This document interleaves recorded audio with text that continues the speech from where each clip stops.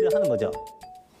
자, 여러분한테 이 얘기를 조금 해드리도록 하겠습니다. 선생님이 오늘 여러분한테 추가적으로 가르쳐 드릴 가장 핵심적인 건데, 자, 토론에서 승리하는 법. 이걸 여러분한테 가르쳐 드릴게요. 선생님, 이걸 왜 지금 갑자기 가르쳐 주시려고 해요? 라고 하는데, 우리는 앞으로 살아가면서 누군가 의견 충돌하는 경우가 분명히 생길 겁니다. 근데 그때 나의 주장을 관철하는 게 중요하겠죠? 심지어 부부싸움도 마찬가지예요. 예?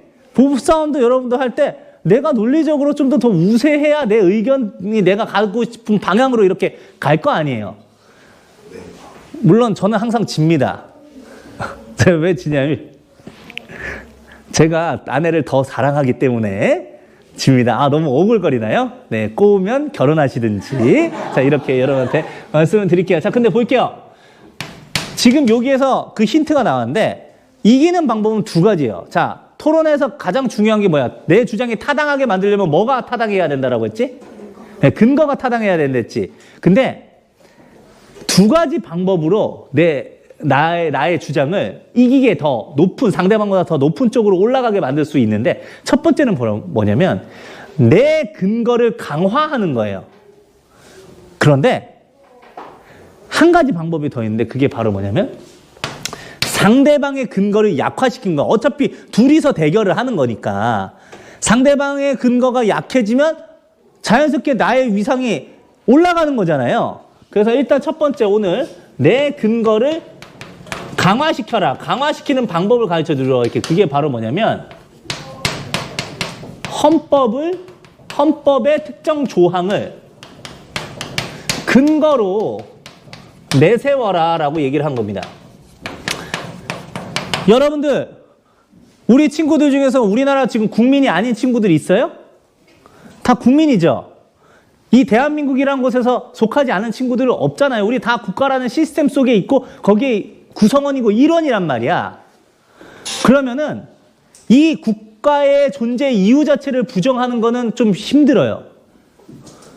우리는 어차피 모두 국민이기 때문에, 나랑 토론하는 사람도 국민이기 때문에 국가를 떠받치는 기반이라고 할 수 있는, 기틀이라고 할 수 있는 헌법을 가지고 얘기를 하면 상대방도 동조를 안 할래 안 할 수가 없단 말이야. 예를 들면 이런 거야. 국민의 알 권리, 언론의 자유, 헌법 21조 1항에 되어 있어. 헌법이란 게 뭐야? 뭐 국가를 구성하는 시스템에 대한 원칙에 대해서도 얘기를 하고 있지만 국민의 기본권을 보장하기 위한 기틀 아니야. 내 국민의 기본권을 보장하면서 알 권리가 필요하다고 하는데 이걸 잘못됐다라고 네가 얘기할 수 있어? 라고 이렇게 얘기를 하는 거죠. 그러면 나도 국민이거든, 듣는 사람도. 그건 그렇지. 이렇게 될 수 있다는 거죠. 그래서 내 근거를 강화할 수 있는 가장 좋은 방법은 헌법 조항을 어떻게든 찾아가지고 내 주장하고 연결시키는 근거로 활용하라는 얘기예요. 이런 방법이 하나가 있어요. 그런데 이제 내가 또 내 주장이 더 뛰어나다라고 얘기할 수 있는 방법이 하나가 더 있다고 했는데, 그게 뭐라고 했어? 상대방의 어떻게 돼? 근거를 약화시키는 방법이 있어요. 이건 바로 뭐냐면 상대방 말꼬리를 한번 잡아보자. 상대방 근거의 허점을 찾아서 공략해보는 방법이 있어요. 자, 한번 다음을 읽어보도록 할게요.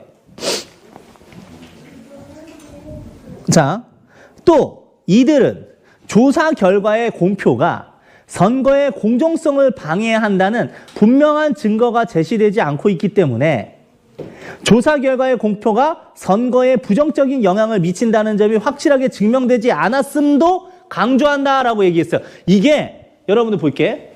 지금 여기 1이 이 찬성의 A의 근거라고 하고 B가 그 찬성의 근거라고 하면 이 C가 반대측이 새롭게 제시한 근거라고 할 수 있는데, 반대측이 두 번째로 제시한 근거가 D가 아니라, 새로운 근거가 아니고 안티 A인 경우가 있어요. 아까 지금 뭐라고 얘기를 했냐면 공표가 표심에 영향을 준다고 했지. 그러면서 밴드웨건 열세자 효과를 들먹거리면서 굉장히 그럴듯하게 얘기를 했는데, 자, 우리가 여기까지는 인정할 수 있어. 알겠니? 근데 공포가 펼치면 영향을 준 건 확실한데 그 영향이 꼭 안 좋은 영향이라고 하는 이유는 뭐야? 부정적인 영향. 선거일에 가까이 다가올수록 부정적 효과라고 얘기를 했어, 네가. 그런데 이거 꼭 부정적 효과라고 단정할 수 있나?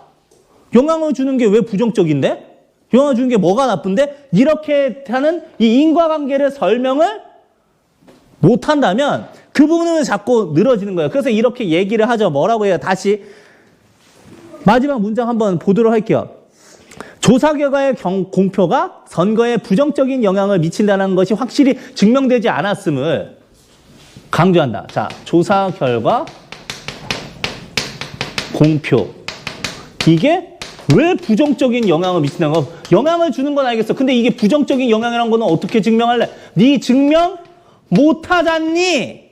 라고 얘기를 하는 거예요. 여기까지 알겠어요? 그러니까 상대방의 근거를 약화시키는 뭐 말꼬리 잡는 거라고 해야 되나? 말꼬리 잡기? 이 방식도 사실은 토론에서는 굉장히 유효한, 효력이 있는 방식이더라라는 얘기를 하는 겁니다. 그럼 선생님, 이 방법이 무조건 100% 다 먹히는 거예요? 라고 물어본다고 하면 먹힐 가능성이 많지만 100% 다 먹히는 건 아니에요.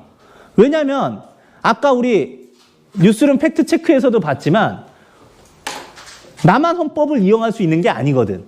아까 이거 받아칠 때 야, 헌법이라고 하는 거는 왜 헌법재판소가 있니? 헌법에 대한 해석이 분분하기 때문에 그런 거 아니겠어? 그리고 심지어 아까 헌법재판소 98, 헌바 64에서는 이거 합헌이라고 결정이 났는데? 라고 만약에 이렇게 받아칠 수 있으면 헌법을 받아치는 건 또 헌법으로 받아치는 거지. 그렇게 얘기할 경우 어때요? 이제 왔다 갔다 이렇게 공방이 이루어지는 거죠. 그리고 나뿐만 아니고 상대방도 내 말꼬리를 잡을 수가 있는 걸. 그래서 이런 수준까지는 가면 여러분들이 토론이 정말 진지하고 치열하게 이루어질 수 있다라고 하는 거예요. 자, 여러분들 옆에 첫 번째 문제를 잠깐 보도록 할게요. 이 첫 번째 문제가 바로 지금 이 토론의 방법하고도 굉장히 밀접하게 관련되어 있는 도식이에요. A와 B의 관계를 도식화한 것으로 가장 적절한 것은 A는 뭐였어요? A는 찬성, 즉 공표 금지해야 된다라고 하는데 그 주장으로서 새로운 근거를 2개나 제시했는데 B도 새로운 근거를 하나 제시했지만 나머지 하나는 아까 A가 얘기했던 요걸 받아치는 안티 A더라. 그치? 응? 그러니까 정답이 몇 번이 되는 거예요? 5번이 된다라는 거죠. 이해하시겠어요? 자, 그러면 이제 마지막